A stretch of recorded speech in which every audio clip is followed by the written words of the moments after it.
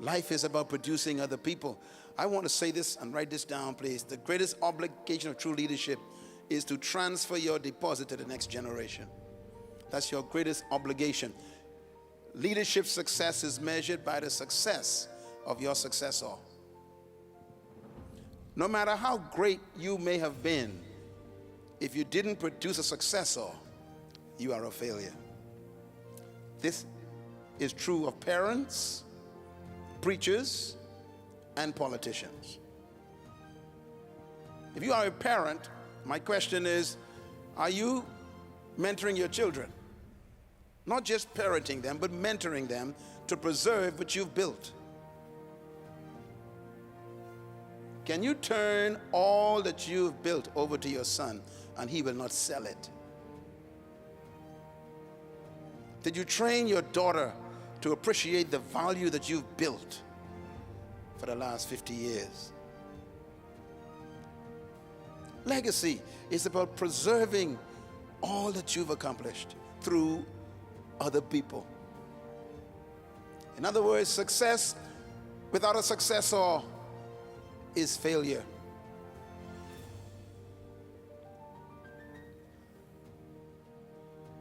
No matter how successful you are, if you didn't produce a successor, you failed.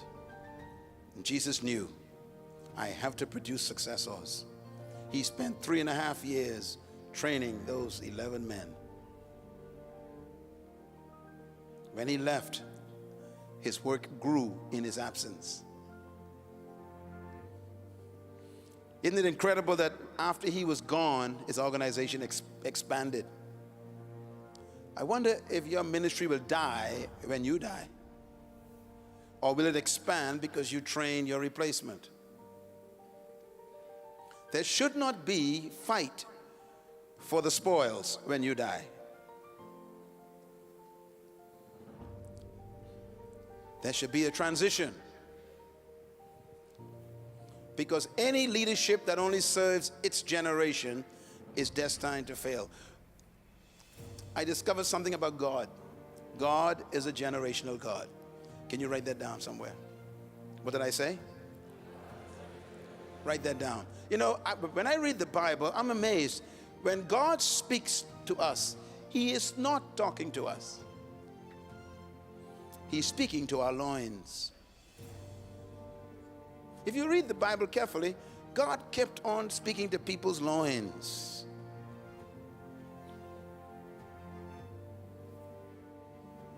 He said, to your seed after you, after your seed after you. He wasn't talking to you. He's talking to the future generations. So when God gives you an instruction, that's not for you. It's for the unborn.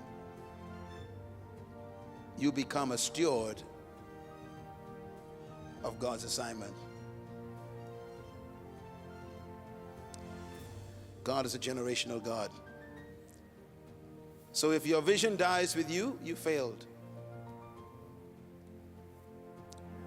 Legacy is about living beyond your grave. It's about producing people who will become greater than you.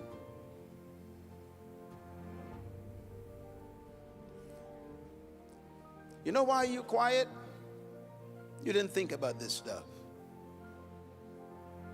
And you are getting older. What are you producing? Who are you producing? Have you identified a young woman or a young man that you will spend the next 10 years pouring your life into? Will you train them into what you know and take them to meetings so they can see and be exposed to what you are exposed to? You know, Jesus was incredible. He trained his disciples at different levels. He had 12, but he had 3 different groups in that 12. He had 9, he had 3, and then he had 1. And depending on what he wanted to mentor them in, he would separate them. You remember one time he went on the Mount of Transfiguration. Only took 3. Why? He wanted to expose them to that meeting he had with Moses and Elijah. And those 3 men saw Moses and Elijah. And they saw Jesus in his full glory. And then he said, when you go down, don't tell anybody what you saw. Why? That's only for you to experience right now. He was mentoring them. One time he wanted to raise a little girl from the dead. He put everybody out and just took 3 with him. And he said, I only want you to see how to raise the dead. Who are you mentoring?